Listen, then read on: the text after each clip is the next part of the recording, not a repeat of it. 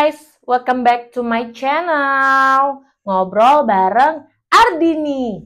Bruh. Gue gak cocok manis-manis begitu ya.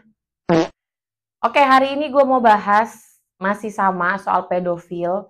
Dan ini kita bahas pedofil atas nama Wahyudin. Nih, lo lihat fotonya di sini. Wahyudin. Nah, singkat cerita aja nih ya. Dari kejadian si Sudirman, kan gue udah bikin satu komunitas sama Om Syukur. Nah, gue sebenarnya udah di-tag-tag tuh sama netizen. Kak, ada lagi nih pencabulan di Ciledug, Sudimara. Kebetulan Sudimara Ciledug itu kawasan alamat rumah mertua gue. Deket ya gitu. Oke, gue waktu itu belum terlalu notice karena gue lagi ngurusin kasus Sudir. Lalu ceritanya komunitas ini undang pertemuan. Ya udah gue datang. Nah, diketemukan oleh beberapa sumber yang meng-up kasus si Wahyudin ini, pedofilia pencabulan anak. Ya udah, intinya sih cerita itu kasus katanya udah dilaporin ke kantor polisi tapi belum berjalan. Akhirnya ya udah yuk kita speak up lagi bareng-bareng. Nah, gue pengen tahu sedikit kan kronologinya. Apaan tuh? Si Wahyudin ini adalah seorang guru ngaji. Oke. Dan dia udah puluhan tahun menjadi guru ngaji. Statusnya duda. Dia pernah menikah dalam kurun waktu 1 minggu doang. Kebayang ya, 1 minggu doang dia menikah, bininya dipolangin lagi, masih segel tuh gue rasa. Ya orang kagak doyan wadon, gimana? Oke, dan dia sering banget melaksanakan aksinya itu di rumahnya. Gila nggak tuh? Rumahnya itu dijadikan tempat base camp anak-anak lingkungan situ. Jadi kayak bocah-bocah nih yang lagi masa puber-puber, yang lagi demen-demennya main game, dipanggilin dah tuh ke rumah dia. Kalau di rumah dia dikasih wifi, dipinjemin handphone, dikasih dutrek, duit, itu nggak banyak ya, uang jajan lah. Nah, banyak kan tuh bocil-bocil di situ dibebasin boleh merokok. Demen kan bocah? Tapi selama tuh bocil di situ digrepe-grepein, disodomai, terus juga dirusak, itu gila banget caranya ya. Kayak misalnya ada bocil di situ mirip-mirip Sudir, orang di situ bocil tidur sama dia, tahu-taunya dibegituin, digrepein. Dan ini lebih sadis sih, dia bisa melecehkan anak 4 sekaligus misalnya. Jadi dipanggil tuh 4 anak, disuruh baris, disuruh lomba colai, sampai keluar tuh airnya. Dan dia beralibi sama tuh bocil-bocil, gue itu sakit kata dia. Jadi gue bisa sembuh pakai air begituan dari lo. Nah itu lomba bocah disuruh berlomba colai di situ sambil divideoin.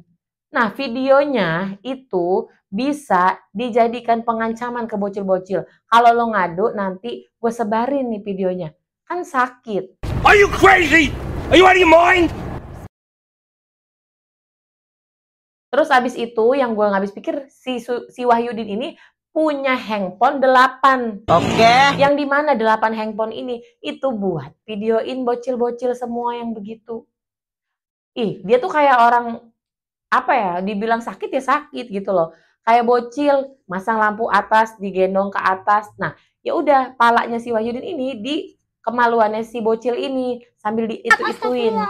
Kamu ini sakit banget. Dan ternyata kalau dihitung dari dia awal banget di situ, itu mungkin udah ratusan anak yang digituin sama dia. Wow. Bahkan sekarang udah ada yang dewasa-dewasa persis kayak Sudir.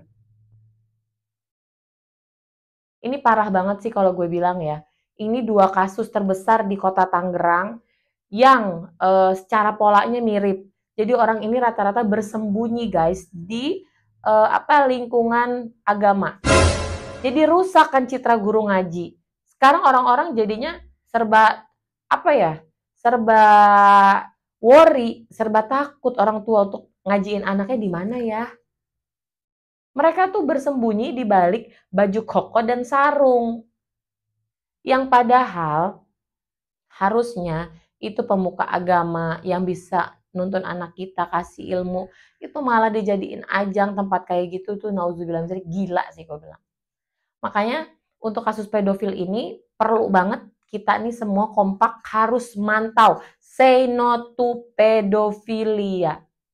Dan untuk para orang-orang tua, tolong ya kita kerjasama, seperti jangan menggantikan baju anakmu di tempat umum. Ternyata pedofil itu lebih gokil daripada orang yang kayak cowok naksir sama cewek atau nafsu sama perempuan tuh lebih gila lagi.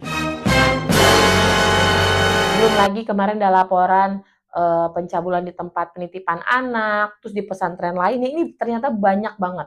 Dan nggak cuma laki-laki, perempuan juga banyak yang, maaf banget ya, kayak ustazah, dia suka sama muridnya perempuan juga. Ini benar-benar sakit sih. Terus di beberapa pesantren juga ngadu ke gue, katanya pernah ada begitu, tapi ya udah dikeluarin begitu aja, yang penting nama pesantrennya bagus. Nggak gitu ya menurutku konsepnya.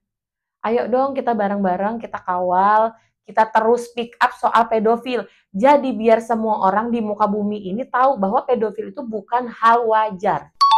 Jadi kalau orang merasa, aduh gue dilecehin, ya udah deh gue diem aja, takut. Karena semua orang menganggap pedofil ini hal yang ya udah pas tercuak hilang begitu aja, dan gue nggak mau. Jangan sampai hal seperti itu terjadi terus turun-temurun, karena yang menjadi korban juga menjadi pelaku. Gimana guys? Dan gue akan panggil beberapa sumber dari kasus Sudirman dan Wahyudin ya. Akan gue panggil nanti, gue ajak ngobrol di YouTube gue. Kalian dengar sendiri seperti apa nanti mereka itu mencabulinnya, modusnya, ngerayunya, terus dikasih apa aja, perlakuannya seperti apa. Biar kita semua aware dan tahu, oh ini tuh luar biasa gila gitu. Dan kita bisa jaga ke lingkungan kita sekitar. Ketika lo tahu ada lingkungan yang udah mencurigakan, lo harus lapor ke orang yang lo percaya di daerah lo. Gitu aja sih dari gue, oke? Cukup sekian, terima kasih. Nanti gue panggil sumbernya. Jangan lupa subscribe, komen, dan share untuk YouTube gue ya. Thank you semuanya. Assalamualaikum, mohon maaf lahir batin. Jangan lupa di subscribe. Bye!